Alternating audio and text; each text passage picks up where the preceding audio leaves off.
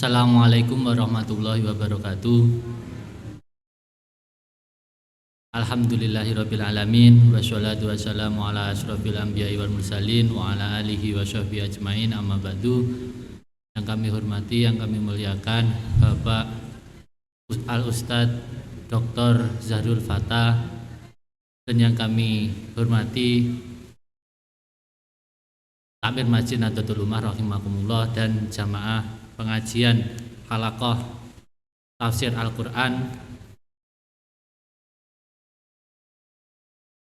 Pertama-tama marilah kita panjatkan puja dan puji syukur kehadirat Allah SWT yang telah melimpahkan rahmat hidayah serta inayahnya sehingga kita bisa berkumpul dapat menghadiri halaqah pada malam hari ini dengan keadaan sehat walafiat.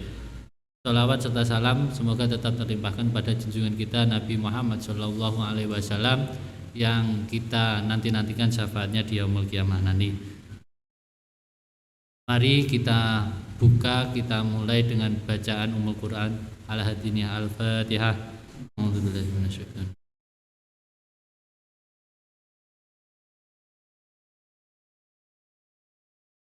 Untuk selanjutnya pengajian tafsir Al-Quran surat Al-Ma'idah mulai ayat 52. Untuk Al-Ustadz kami persilahkan.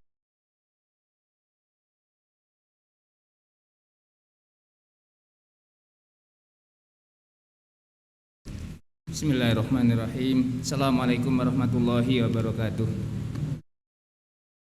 Innal hamdalillah nahmaduhu wa nasta'inu wa nastaghfiruh wa na'udzu bihi min syururi anfusina wa min sayyiati a'malina may yahdihillahu fala mudhillalah wa may yudlilhu falan tajida lahu waliyyan mursyida. Asyhadu an la ilaha illallah wa la syarikalah wa asyhadu anna Muhammadan abduhu wa rasuluh. Allahumma shalli wa sallim wa barik ala nabiyil karim wa ala alihi wa ashabihi wa man tabi'ahum bi ihsan yaumidin, amma ba'd. Bapak Ibu yang dirahmati Allah, alhamdulillah kita bisa bersilaturahim pada malam hari ini. Pertama, ingatkan kita semua, saya sendiri dan semuanya untuk niat iktikaf. Kemudian kita sekarang berada di majlisil ilmu dan kita sejatinya juga sedang bersilaturahim dengan tetangga yang mungkin kita nggak ketemunya hanya sekedar sekilas saja, tapi di sini kita bisa sambil silaturahim. Jadi kita ini sejatinya melakukan 3 hal. Pertama, silaturahim di majlisil ilmu dan iktikaf. Ini nggak terasa kan gitu kan, nggak terasa, dan mudah-mudahan yang mungkin di mata kita ini ringan dan remeh ini menjadi sesuatu yang berat di timbangan kita nanti di yaumil akhir. Mudah-mudahan kita ini termasuk yang disabdakan Nabi dalam hadisnya yang sahih. Tidak ada suatu kaum berkumpul di rumah Allah, di situ kaum itu membaca dan mentadaburi ayat-ayat Allah, kecuali nazalat ilahimus sakinah, datang kepada kaum itu ketenangan. Kemudian turun Allah, para malaikat juga memohonkan ampun kepada orang yang ada di kumpulan itu. Nah, begitu. Dan Allah membanggakan satu persatu nama yang ada di situ. Itu yang dawuh begitu bukan saya hanya menyampaikan saja, tapi itu Kanjeng Nabi yang kita yakini. Nah, hadisnya sahih. Intinya begitu. Nah, kita lanjutkan tadabbur kita tentang ayat ini, yaitu surah Al-Ma'idah ayat 52. Ayat ini sempat heboh beberapa tahun yang lalu.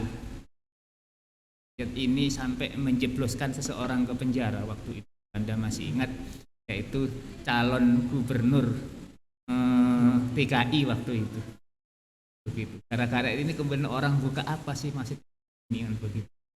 Tepatnya ayat Al-Ma'idah ayat 51 itu. Begitu. Sekarang kita bahas. Sebelum ke ayat 52 kita mundur satu ayat sebelumnya. Bismillahirrahmanirrahim. Ya ayyuhalladzina amanu. Hai orang-orang yang beriman, la tattakhidul yahuda wan nasara.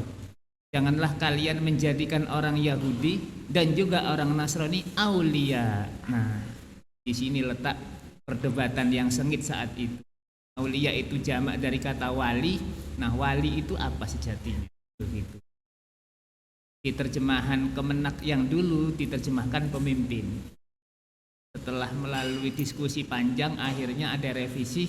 Aulia itu teman sejati, teman untuk curhat, teman untuk memasrahkan keluh kesah kita. Itu bukan hanya sekedar teman, ya, teman untuk bersandar begitu, teman untuk curhat lah kalau diterjemahkan kasar itu. Bukan pemimpin tapi teman. Janganlah kalian, wahai orang-orang beriman, menjadikan orang Yahudi maupun Nasrani itu sebagai teman sejati. Ba'duhum awliya'u ba'd.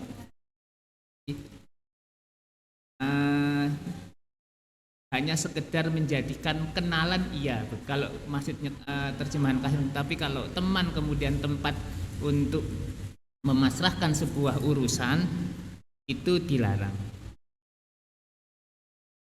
Saya terjemahkan dulu ya. Wa may yatawallahum minkum, siapa di antara kalian wahai orang mukmin yang menjadikan mereka, yaitu Yahudi atau Nasrani, itu sebagai teman, fa innahu minhum, maka sesungguhnya orang mukmin itu yang mengangkat orang Yahudi atau Nasrani sebagai teman itu bagian dari mereka.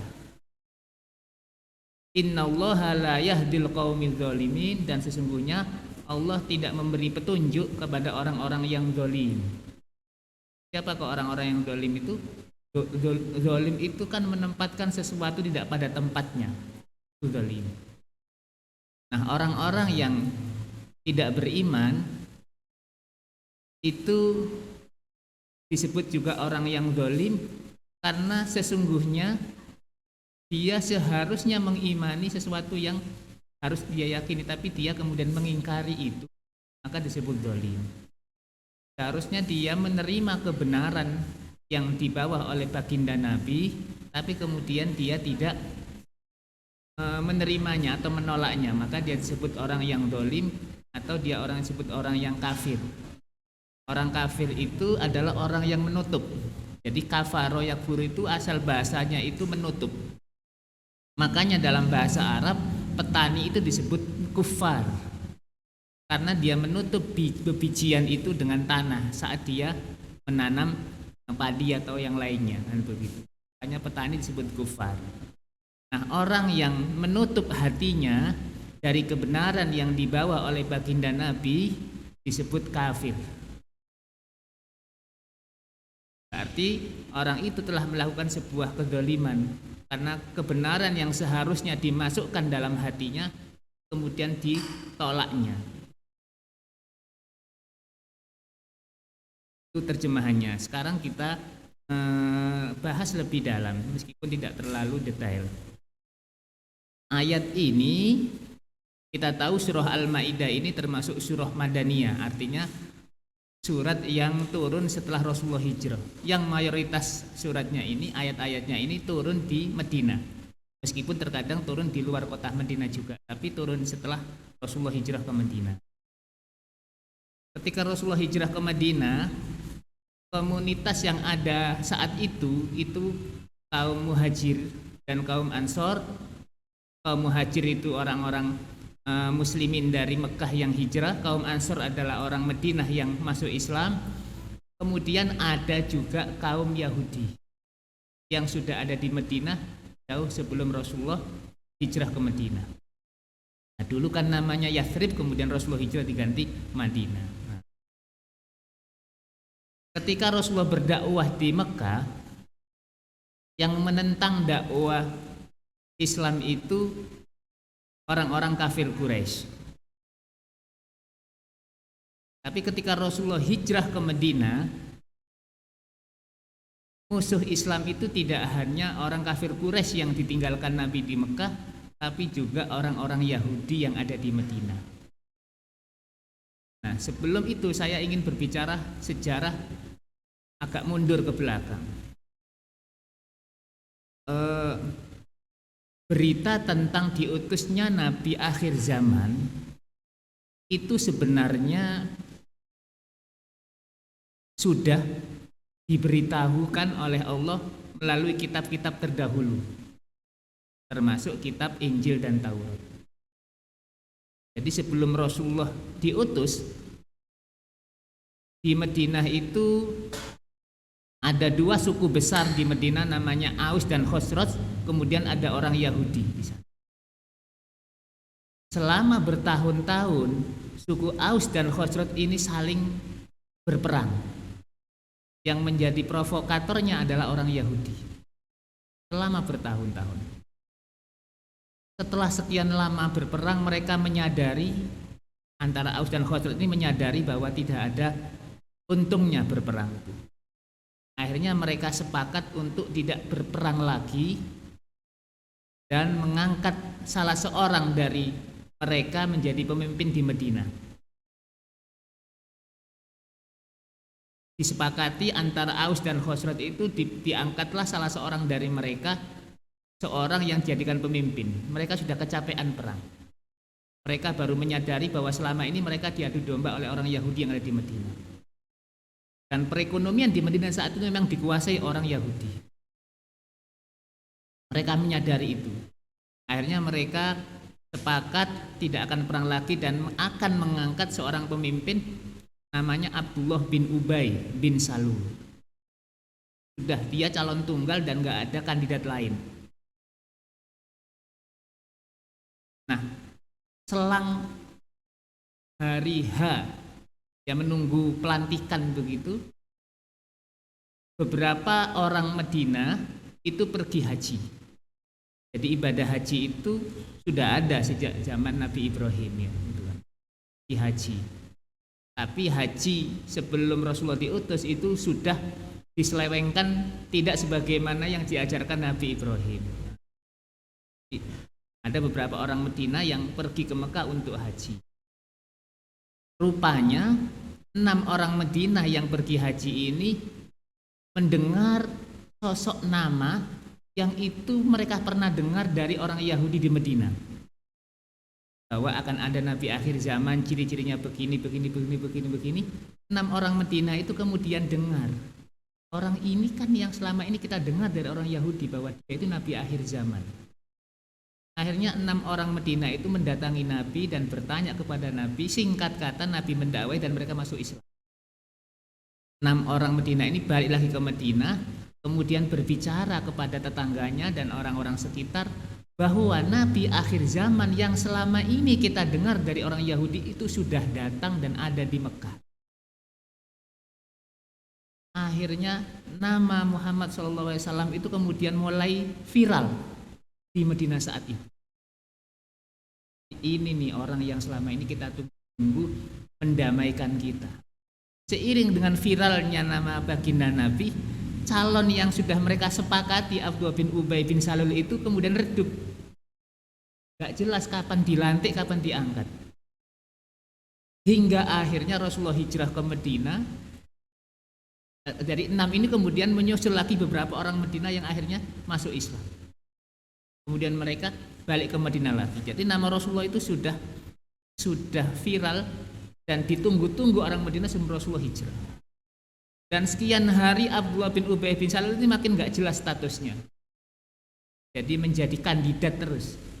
Dari awal sampai kemudian meninggal jadi kandidat presiden. Nah, bukan presiden lah, ya kandidat ini kan begitu. Kandidat terus, kandidat pemimpin Madinah. Sampai akhirnya Rasulullah hijrah ke Madinah.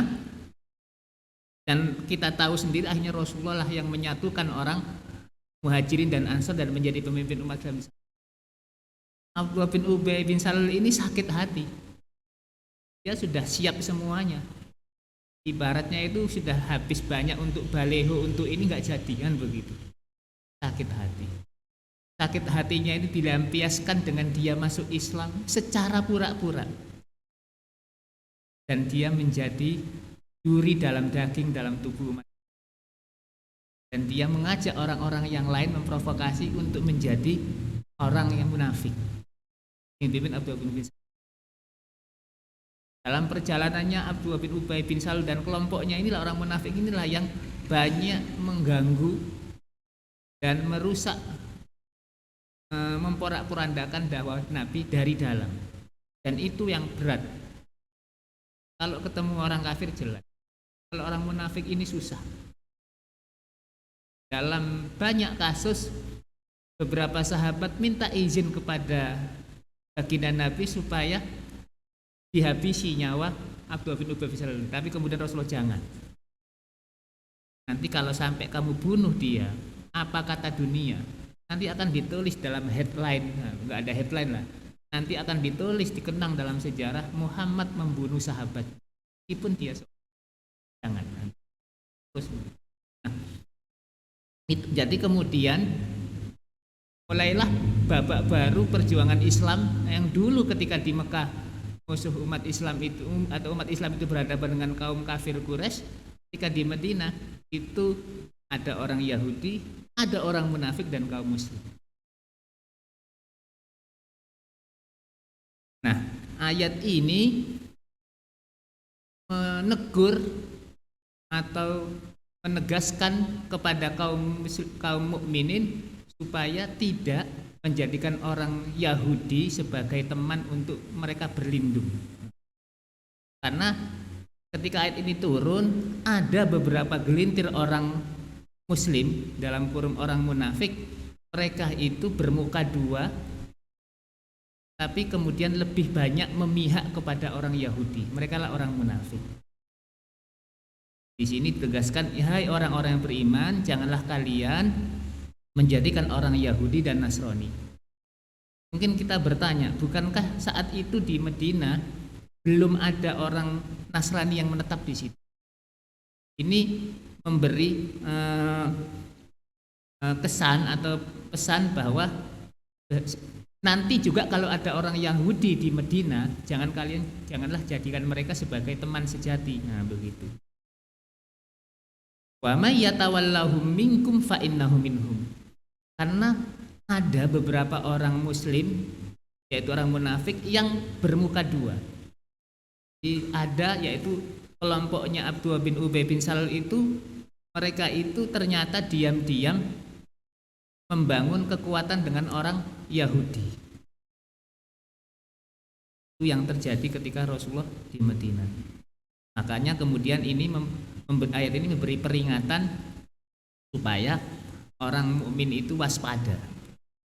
Karena di satu sisi memang ada kehidupan dijaga, adanya perdamaian antara orang Yahudi dan Muslim di Madinah saat itu, tapi situasi dalam kondisi perang.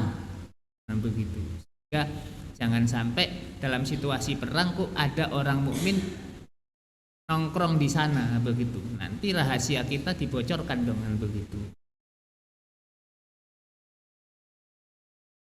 Nah, di situasinya saat itu tidak dalam kondisi damai, tapi perang. Sering terjadi peperangan antara kaum muslimin dengan orang-orang Yahudi. Ada Bani Nadir, ada orang perang Khaybar dan seterusnya. Ada perang Quraidah. Banu Quraidah termasuk orang Yahudi, salah satu suku Yahudi namanya Banu Quraidah. Dalam sejarah peperangan, ketika Rasulullah di Madinah itu ada namanya perang Khandaq. Perang Khandaq itu adalah perang di mana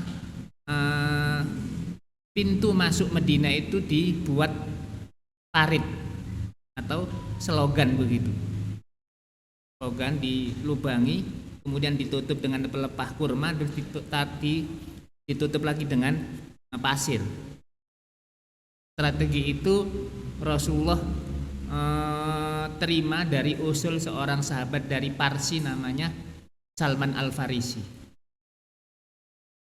Jadi begitu perang mau dimulai, banyak dari kalangan musuh kaum kafir Quraisy itu sudah terjebak di kubangan itu. Kubangan itu, nah akhirnya dalam perang Khandaq itu kemenangan ada di tangan kaum muslimin. Begitu terjadi kaum muslimin mencapai kemenangan, rupanya orang munafik yang ada di dalam Madinah itu bersekongkol dengan orang Yahudi melakukan pemberontakan. Orang Yahudi yang melakukan pemberontakan itu dari suku Banu Quraidah. Akhirnya Rasulullah bersama sahabatnya dan pasukannya mengatakan saat itu, janganlah kalian sholat asar kecuali kalau sudah sampai di Banu Quraidah untuk meredam pemberontakan saat itu. Akhirnya bisa diredahkan. Kemudian Rasulullah menemuin pemimpin Banu Quraidah saat itu. Kalian kalau ngomong dengan bahasa sederhananya begini, kalian ini kan sudah kami jaga, nggak ikut perang, begitu. Kami yang menghadapi musuh, begitu. Anda di sini damai, kami jaga. Tapi kenapa Anda memberontak? Maka saya serahkan kepada Anda apa hukuman yang layak bagi orang-orang yang memberontak seperti orang-orang Anda ini. Akhirnya mereka, si ketua sukunya sendiri kemudian menghukumi mereka dibunuh. Yang membunuh bukan Rasul tapi ketua sukunya. Nah, itu tidak lepas dari persekongkolan kaum munafik dengan orang Yahudi di sana. Dan dalam perjalanannya sering begitu orang munafik itu selalu mencari-cari alasan dalam upaya mereka itu mundur dari perjuangan melawan Islam. Ayat selanjutnya ayat 52, fatarol ladzina fi qulubihim maradun. Maka kamu wahai Muhammad melihat alladzina fi qulubihim maradun, orang-orang yang dalam hatinya itu ada penyakit, begitu, yaitu orang-orang munafik, yusari'una fihim, yaitu bersegera kepada orang-orang Yahudi. Orang munafik itu mendekati komunitas Yahudi selaya berkata, yaqulun nahsa an tusibana dairah. Orang-orang munafik itu ngomong ke orang Yahudi, kami ini khawatir kalau dalam satu waktu kami kena bencana. Makanya kami selalu berada di pihak kalian, wahai orang Yahudi. Nah, itu orang munafik ngomong begitu. Jadi, kalian jangan mengira kami ini di barisan muslim ya, kami ini bersama kamu. Begitu kata orang munafik, mereka bilang ke orang-orang Yahudi itu. Fa'asallahu ayyatiya bil fathi. Terhadap sikap orang munafik seperti itu kemudian ayat selanjutnya, fa'asallahu, semoga Allah ayyatiya bil fathi, mendatangkan kemenangan, au amrim min indihi, atau perkara dari sisinya, atau menyudahi peperangan ini sehingga kemenangan ada dari kaum muslimin. Fayusbihu, sehingga orang-orang munafik itu alama asarru fi anfusihim nadimin, sehingga orang-orang munafik itu menyesal atas apa yang selama ini mereka rahasiakan terhadap kaum mukmin. Orang-orang munafik itu kan merahasiakan sesuatu di kalangan kaum mukmin. Jadi mereka itu seolah-olah nggak ada apa-apanya, padahal mereka itu merahasiakan sesuatu dan mereka itu bermuka manis di hadapan orang-orang Yahudi. Itu orang-orang munafik itu. Dan akhirnya dalam banyak peperangan kemudian mereka itu terbuka kedoknya bahwa mereka selama ini juga bermuka dua. Ketika kemenangan demi kemenangan diraih kaum mukmin, kemudian orang mukmin itu berkata kepada orang-orang munafik, wa yaqulul ladzina amanu, dan orang-orang yang beriman itu berkata kepada kaum munafik, aha ula illadzina aqsamu billahi jahda aimanihim innahum lama'akum.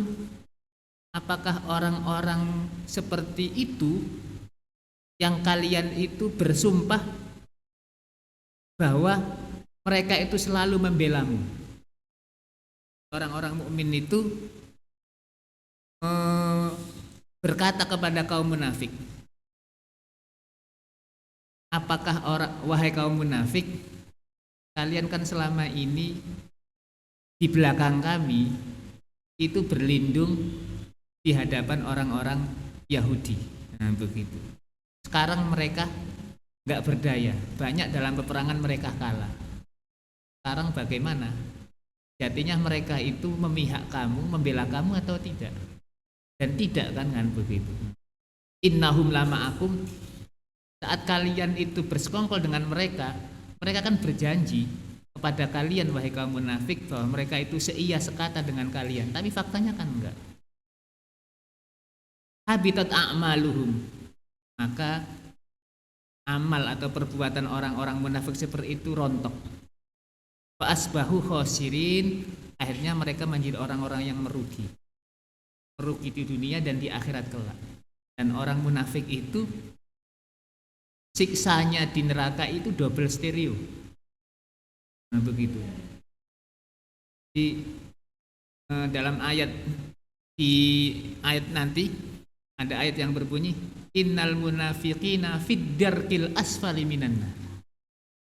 Orang munafik itu di kerak yang paling bawah neraka. Jadi paling bawah. Kalau orang kafir di atasnya, orang munafik di. Karena mereka selama ini ditangguhkan sanksinya di dunia. Berkali-kali sahabat itu ingin menghapus atau membinasakan orang-orang munafik dan ketahuan orang-orangnya itu, tapi Rasulullah menahan, jangan. Bagaimanapun juga mereka itu syahadat, pun mulutnya. Tanpa kalian memberitahu saya tahu. Ini sedikit saya ingin menyetir kisah dedengkot kaum munafik itu, Abdullah bin Ubay bin Salul ini. Sahabat-sahabat tahu dan Rasulullah tahu siapa dia. Suatu hari ketika Abdullah bin Ubay bin Salul ini sedang sakit, anaknya namanya Abdullah. Jadi Abdullah bin Ubay ini punya anak namanya Abdullah. Dan alhamdulillah Abdullah ini anak-anak yang lurus-lurus saja. Baik. Ketika sedang sakit, si Abdullah ini, anaknya Abdullah bin Ubay mendatangi Rasulullah. Ya Rasulullah, ayah saya sedang sakit keras. Mohon jika dengan berkenan untuk menjenguknya dan doakan. Oke, iya, saya datang. Rasulullah datang dan mendoakan. Waktu Rasulullah berangkat menjenguknya itu sahabat kaget. Masih sempat-sempatnya mau-maunya Nabi ini, orang yang selama ini memfitnah dan menggerogoti perjuangan sakit kok dijenguk langsung begitu. Tapi ya sudah kan. Tidak lama setelah itu kemudian sang anak datang lagi memberitahu bahwa ayahnya Abdul bin Salul itu meninggal dan melapor ke Rasulullah. Rasulullah, ayah saya meninggal.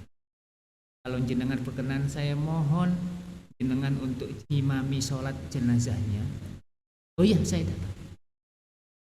Ketika berangkat itu sahabat yang lain menahan, terutama Umar. Sekedap dengan Nabi, dan begitu. Jenengan kan tahu yang meninggal ini siapa? Dia yang selama ini menjadi duri dalam daging perjuangan kita. Dialah yang pernah memfitnah Aisyah berbuat yang tidak-tidak. Kan ada kejadian hadisul ifki, di mana Aisyah itu dalam pulang dari peperangan itu ketinggalan rombongan begitu. Kemudian karena ada hajat balik ke tempat tandunya itu, ternyata yang membawa tandu itu menganggap Aisyah sudah di dalam, padahal Aisyah sudah masih belum balik lagi. Akhirnya Aisyah itu kan sendirian, kedapatan seorang sahabat yang memang ditugasi untuk sapu bersih, barangkali ada barang yang kececer, tapi ternyata yang kececer istri Rasulullah. Akhirnya kan si sahabat ini mempersilahkan ontanya untuk dinaiki, sahabat itu kemudian jalan berdua dari situ sampai ke Madinah. Heboh. Yang menjadi bensin dan koreknya itu Abdullah bin Ubay bin Salul ini. Sampai 1 bulan itu heboh dan Rasulullah juga nggak bisa ngomong apa-apa. nggak ada bukti dan nggak, meskipun Aisyah sudah mengatakan apa yang terjadi. Nggak heboh, nggak ada. Nah, itu penyulutnya itu Abdullah bin Umar bin Khattab mengingatkan itu. Akhirnya kan turun ayat yang membebaskan Aisyah bahwa dia tidak ngapa-ngapain. Rasulullah, biarkan saya mensolati wahai Umar, jangan tahan saya. Ketika sudah mensolati selesai, belum disolati, pas ketika mau dikafani itu, setelah disolati kemudian sang anak ini minta, Rasulullah, saya bisa nggak minta surban jenengan untuk membungkus lagi kafan ayah saya ini. Nah, dikasihkan. Kaget lagi sahabat-sahabat itu. Begitu. Kemudian Rasulullah ya bertakziah kayak sebelumnya, kemudian turun ayat wala takum ala qabrihi abadan. Jadi ayat ini menegaskan jangan lagi berdiri mendoakan di atas kuburan orang-orang munafik. Kata Rasulullah, selama saya enggak dilarang Rasul oleh yang atas, maka saya melakukannya. Itu kemuliaan Rasulullah. Kembali ke sini. Jadi di sini orang-orang yang beriman itu berbicara sambil nantang. Wa yaqulul ladzina amanu, hai orang-orang beriman itu berkata, aha ula illadzina aqsamtum ula illadzina aqsamu billahi jahda aimanihim innahum. Orang-orang Yahudi itu kan dulu berjanji kepada Anda wahai orang munafik akan menjaga Anda. Sekarang bagaimana buktinya? Tidak kan? Anda sekarang merugi dan kelak di akhirat juga Anda merugi. Begitu. Habitas amalahum fa asbahu khasirin. Mereka merugi, reputasinya di dunia sudah jelek, kemudian di akhirat juga demikian. Kalau mereka tidak bertobat dari perbuatannya itu. Ayat selanjutnya itu memberi pesan dan prediksi bahwa nanti ada beberapa, di samping ada orang munafik, juga nanti ada orang munafik dalam bentuk mereka itu murtad. Ayatnya ini di sini, ya ayyuhalladzina amanu, hai orang-orang yang beriman, mayyartadda minkum an dinihi, siapa yang murtad dari kalian, keluar dari Islam, andinihi dari agamanya, dari Islam, fasaufa ya'tillahu biqaumin, maka Allah akan mendatangkan satu kaum yuhibbuhum wa yuhibbunahu. Allah akan mencintai kaum itu dan kaum itu akan mencintai Allah. Adillatin 'alal mu'minin, aizzatin 'alal kafirin. Adillatin 'alal mu'minin, aizzatin kafirin. Menjadi kacamata ini lemah lembut terhadap orang-orang, min aizzatin 'alal kafirin. Menjadi mulia apa ini? Orang-orang kafir. Yujahiduna fi sabilillahi, kaum itu berjihad di jalan Allah.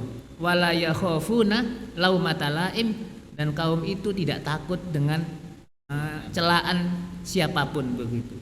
Dzalika fadlullahi, itulah keutamaan Allah, yu'tihi, Allah berikan kepada mayyasha, siapa yang dikehendaki, wallahu wasi'un alim, dan Allah itu maha luas dan maha mengetahui. Ayat ini menegaskan bahwa Allah itu maha kaya dan tidak memerlukan apapun dari hambanya. Penyembahan atau ketertundukan seorang hamba kepada Allah itu sejatinya itu demi kebaikan hamba itu sendiri. Dalam salah satu hadis qudsi dikatakan, seandainya seluruh penghuni bumi ini bersepakat untuk tidak menyembahku, itu tidak akan sedikit pun menggoyangkan kerajaan. Dan kalau Allah mau, ketika ada penduduk bumi ini sepakat untuk tidak menyembahnya, maka Allah bisa meluluh lantakkan mereka dan menggantinya dengan kaum yang mau menyembahnya. Di antaranya bunyi ayat ini. Dan di sini dikatakan, hai orang-orang yang beriman, janganlah kalian murtad dari agama kalian. Karena ketika Anda keluar dari jalan Allah, sejatinya Anda telah menyesatkan dan menyengsarakan diri Anda sendiri. Kan tugas Nabi itu mengajak manusia supaya dia itu selamat dalam meniti kehidupan dunia yang sementara ini. Tugas Nabi itu begitu. Dan tugas atau janji setan itu menyeret manusia dari jalan Allah yang lurus ini. Itu janji setan. Dulu ketika iblis diusir dari surga, dia kan minta satu saja sama Allah. Ya Allah, enggak masalah engkau tempatkan aku di neraka. Saya minta satu hal, anzirni ila yaumi yub'atsun. Tolong tangguhkan usia saya hingga anak cucu Adam ini kelak dibangkitkan. Kemudian dikabulkan. Innaka minal mundorin, baiklah, kamu dan keturunanmu termasuk orang-orang yang dipanjangkan usianya bersamaan dengan hidupnya cucu Adam ini. Janjinya cuma satu, tugas utama atau tupoksi cuma satu iblis. Saya akan menggoda mereka dari berbagai arah dan engkau akan dapati banyak dari mereka bukan termasuk hamba-hambamu yang bersyukur. Dalam surah Al-A'raf ada baca insyaallah. Iblis itu mengatakan di hadapan Allah, janjinya itu, "Tsummala'atiyannahum min baini aydihim wa min khalfihim wa an aymanihim wa an syama'ilihim fala tajidu aktsarahum syakirin." Itu janji iblis di hadapan Allah sesaat sebelum dia diusir dari surga. Saya akan datangi mereka dari depan, dari belakang, dari kanan dan dari kiri.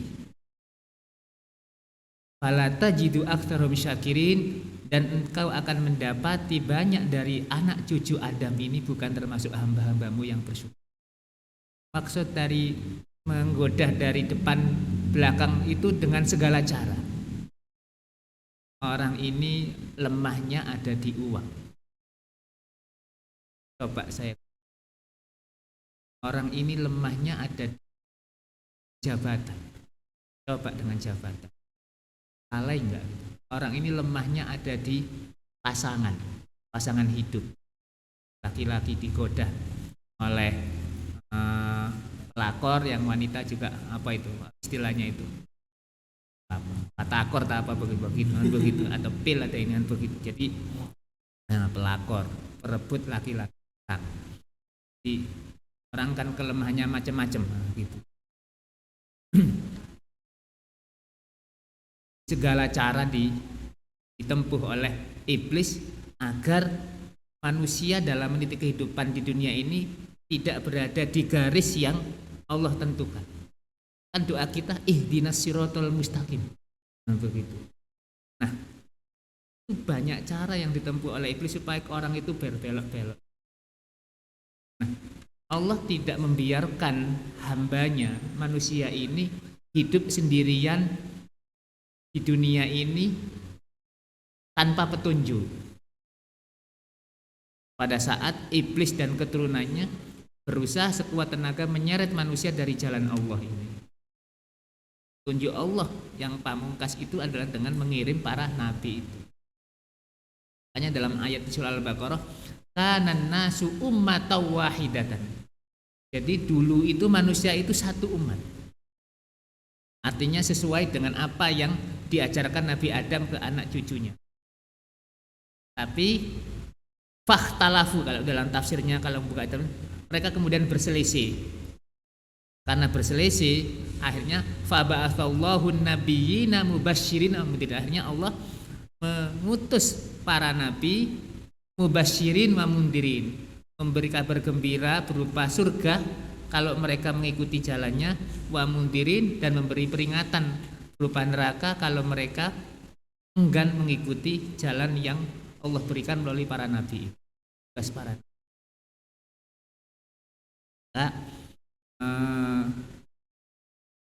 amalan yang mengantarkan seseorang ke surga itu berat, banyak godaannya. Tapi kalau bepergian yang tidak ada bau surga di sana itu nggak ada godaannya gitu, nggak ada godaannya, nyaris lancar aja. Tapi kalau ikut pengajian itu ada aja alasan dan ada aja godaan. Ngantuk, hujan dan seterusnya, ada ini ada itu kan begitu. Besok masih ada. Kalau ini enggak gitu. Tapi kalau misalnya apa gitu, dangdutan gitu, alasan itu bisa hilang semuanya kan begitu. Bisa hilang semuanya. Ada apa gitu di misalnya acara apa gitu yang sifatnya duniawi itu kok nggak ada alasan gitu. Ada alasan untuk menepi semua. Tapi giliran pengajian itu, yes nggak apa-apa lah absen malam ini kan, malam minggu yang akan datang kan masih ada. Begitu. Gitu. Selalu ada begitu. Nah itu hati-hati, itu ya bisikannya ini yang begitu. Apalah absen sekali kan begitu. Kalau yang ngomong nggak apa-apa absen sekali adalah yang setiap hari hadir, maka bisa jadi bolong semuanya ini kan begitu. Yang ada cuma sajadah nanti. Memang godaan. Maka di situ kita disuruh sabar. Sabar itu tidak hanya pada saat terkena musibah, sabar. Tapi sabar ketika ada kesempatan berbuat dosa, kemudian dia tidak melakukannya, itu juga sabar. Itu lebih berat lagi. Misalnya nemu dompet di jalan, uangnya ratusan ribuan begitu. Ada misalnya, ini ada alamatnya ini. Gimana kalau saya ambil jalan tengah, uangnya saya selamatkan, dompetnya saya kasihkan ke yang bersangkutan dengan mengatakan saya nemukan sudah dalam keadaan kosong, Pak. Kan 50-50, dapat pahala tapi dapat uang juga, begitu ya. Itu berarti nggak sabar itu, begitu. Kalau dia kemudian punya kesempatan berbuat dosa tapi mengatakan sudah saya pasrahkan kepada yang bersangkutan, itu sabar dan itu anak muda lagi jalan-jalan di mall, tiba-tiba kemudian dicari, dapat secari kertas dari seorang tante, please call me 0818.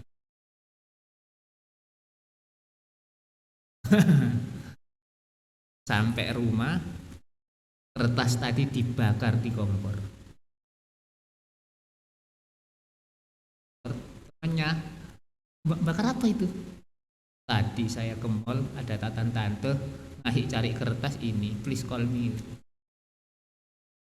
Temannya, goblok kamu. Kan gitu. Kenapa nggak serahkan ke saya kan dengan begitu? Pemuda yang membakar itu tadi termasuk orang yang sabar. Sabar tidak melakukan kemaksiatan padahal ada kesempatan. Sabar yang ketiga juga tidak kalah beratnya lagi. Selalu istiqomah dalam menjalankan perintah meskipun keadaannya ya gitu-gitu saja.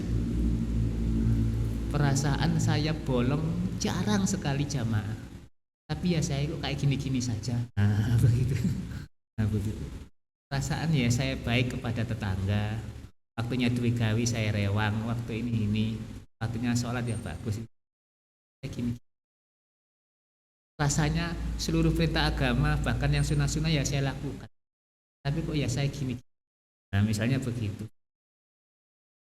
itu juga sabar. Terhadap orang-orang yang tadi ketika kena musibah sabar, ada kesempatan untuk melakukan maksiat kemudian dia kabur, nah begitu, nggak menjalankan ditinggalkannya, terus tetap istiqomah dalam perintah, itu dikatakan kepada mereka innama yuwaffas sabiruna ajrahum bighairi hisab. Balasannya itu nggak dihitung langsung. Sabar itu maknanya luas. Kalau sabar kena musibah itu memang awal-awalnya berat, tapi hitungan hari insya Allah sudah. Akhirnya sudah pulih begitu. Istikapa nomane kan begitu kan begitu. Tapi yang sabar yang 2 terakhir itu berat itu. Hanya hadiahnya surga. Kalau nggak berat nanti hadiahnya cuma kipas angin, kulkas 1 pintu kan begitu. Kembali ke sini. Jadi ayat ini menegaskan dan memberi peringatan kepada kaum muslimin, kaum mukminin untuk tidak mengulangi lagi apa yang dilakukan oleh orang munafik. Nah begitu ya, mereka bermuka 2. Tapi sekaligus ayat ini prediksi bahwa nanti akan ada orang-orang yang murtad. Dan memang terjadi setelah Rasulullah meninggal ada beberapa orang yang murtad. Dan kemudian Abu Bakar bisa menumpasnya, orang-orang yang murtad itu. Ditumpas. Kemudian ditegaskan lagi di ayat berikutnya, ayat 55, innama waliyukumullahu wa rusuluhu walladzina amanul ladzina yuqimunas sholata wa yu'tuna zakata wa hum raki'un. Jadi yang tempat bersandar itu Allah dan Rasulnya dan orang-orang yang beriman yang senantiasa mendirikan sholat dan mengeluarkan zakat, dan mereka orang-orang yang ruku. Kenapa di sini ada kata-kata ruku? Orang-orang agama terdahulu juga sholat, tapi yang membedakan sholatnya, di antara yang membedakan sholatnya kita, ibadahnya kita dengan umat-umat terdahulu itu, kita ada rukuknya, kita ada sujudnya. Mereka beribadahnya dalam keadaan tidak rukuk dan tidak sujud. Nah kita rukuk dan sujud. Gak cukup beriman kepada Allah dan sholat atau berdoa, tapi sholat dan berdoanya orang Islam itu ya rukuk dan sujud. Mereka juga sholat, tapi sholatnya tata caranya berbeda. Di sini wahum rokiun menunjukkan bahwa tidak sekedar sholat berdoa sebagaimana umat terdahulu, bukti bahwa kita mengimani Rasul akhir zaman itu ya kita mengikuti sholat yang diajarkan baginda Nabi, yang ada rukuk dan ada sujudnya. Wa may yatallaha wa rasulahu walladzina amanu fa inna hizballahi humul ghalibun. Siapa yang menjadikan Allah sebagai sandaran, makanya kita kan suruh sering ketika ada kesulitan, hasbunallah wa ni'mal maula wa ni'man nasir. Hasbunallah ni'mal wakil ni'mal nasir. Nah, kalau itu kita sering lantunkan dan kita hayati, insya Allah kita akan menang di hadapan Allah. Meskipun kita di hadapan manusia ini biasa, tapi kita menang di hadapan Allah. Faulaika humul ghalibun. Orang yang mengalah itu bukan berarti dia kalah, kan begitu kata orang tua. Orang yang menganggap saya kok gini-gini aja padahal ya saya ini nggak di sini. Kemenangan kita bisa jadi nggak di sini, nanti di sana. Nah begitu. Kita sekarang lagi diuji. Saya rasa itu ini sudah ada, mungkin ada pertanyaan atau gimana, monggo.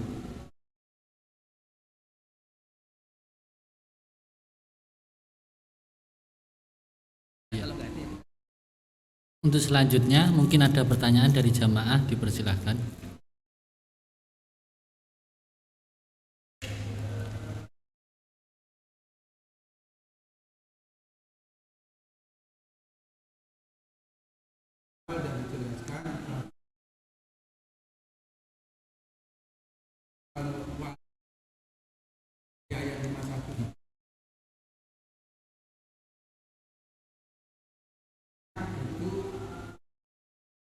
yang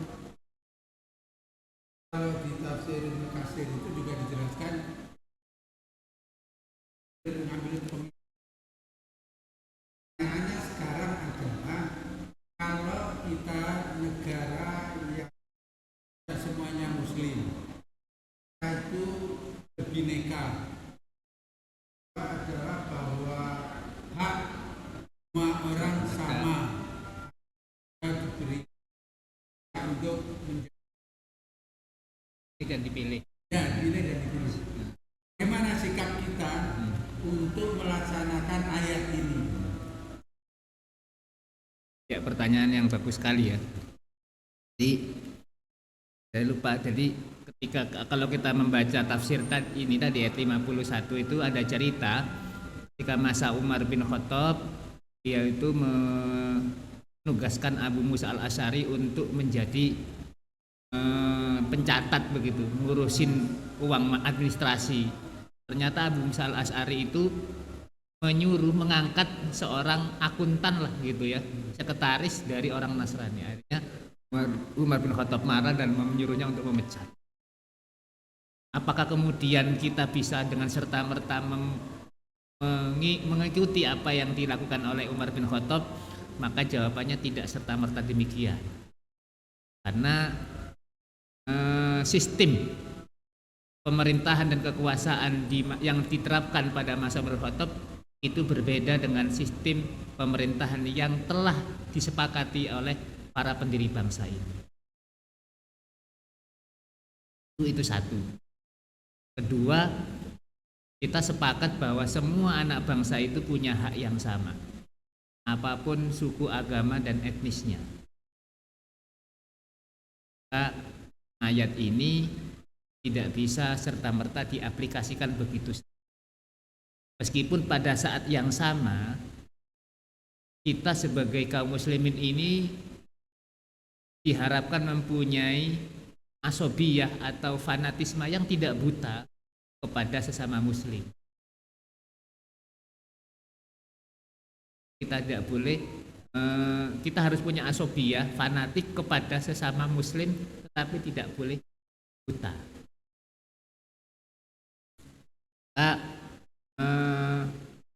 Sistem pada masa khilafah ini kan sistemnya monarki, ya artinya khalifah itu segala sesuatunya. Sementara di negara demokrasi itu kita sudah sepakat ada 3 unsur, ada eksekutif, ada legislatif, dan ada yudikatif, dan begitu. Ini sama sejajar.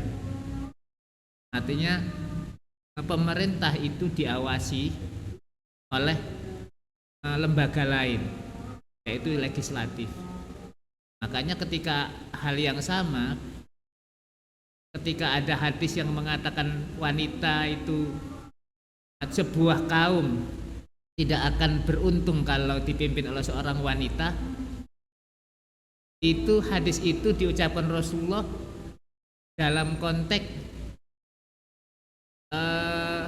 kerajaan Parsi yang saat itu dipimpin oleh seorang ratu, yang mana ratu saat itu adalah pemimpin segala-galanya, tidak ada lembaga yang mengawasi ratu itu. Nah, kembali dalam konteks kekinian atau negara kita, kan seorang presiden itu kan bukan pemimpin tertinggi dalam sebuah negara yang menganut demokrasi. Dia masih diawasi oleh lembaga lain, ada DPR, ada MPR. Kemudian ada lembaga yudikatif lagi. Makanya kemudian ketika Bu Mega jadi presiden saat itu sempat ada pertentangan, tapi kemudian mayoritas ulama mengatakan diperbolehkan dengan alasan karena sistem pemerintahan kita tidak sama dengan sistem pemerintahan di mana Rasulullah mengatakan hadis itu. Begitu pula ayat ini itu dan yang dilaksanakan oleh para khulafaur rasyidin itu kan sistem pemerintahan saat itu berbeda dengan yang kita sepakati saat ini. Kita sah-sah saja warga itu memilih yang dianggapnya menurut ijtihadnya itu bisa menjaga amanah yang dia titip. Kendati demikian, orang muslim diharapkan itu mempunyai asobiyah terhadap sama muslim. Ada pertimbangan yang benar-benar yang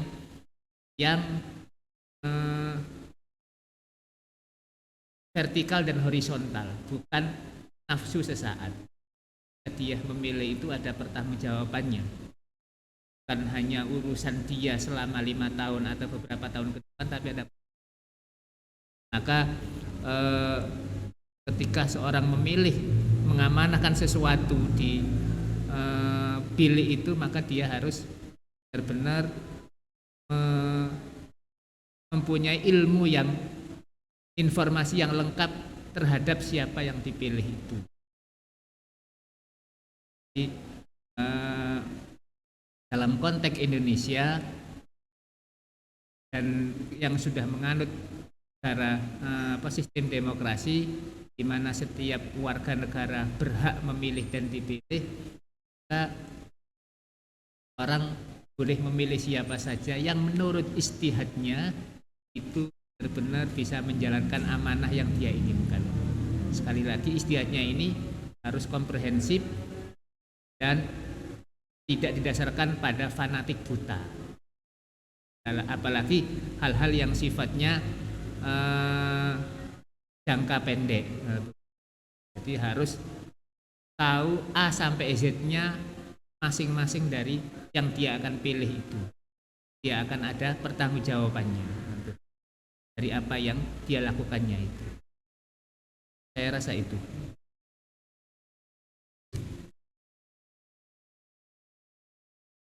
Terima kasih atas penjelasan tafsir surat Al-Maidah yang telah disampaikan oleh Al-Ustadz. Mari kita sama-sama kita akhiri dengan pengajian pada malam hari ini dengan bacaan hamdalah dan doa kafaratul majelis. Alhamdulillahirabbil alamin. Subhanaka Allahumma wa bihamdik asyhadu an la ilaha illa anta astaghfiruka wa atubu ilaik. Dari saya kurang lebihnya mohon maaf. Wallahul muwaffiq ila aqwamit thoriq. Wassalamualaikum warahmatullahi wabarakatuh.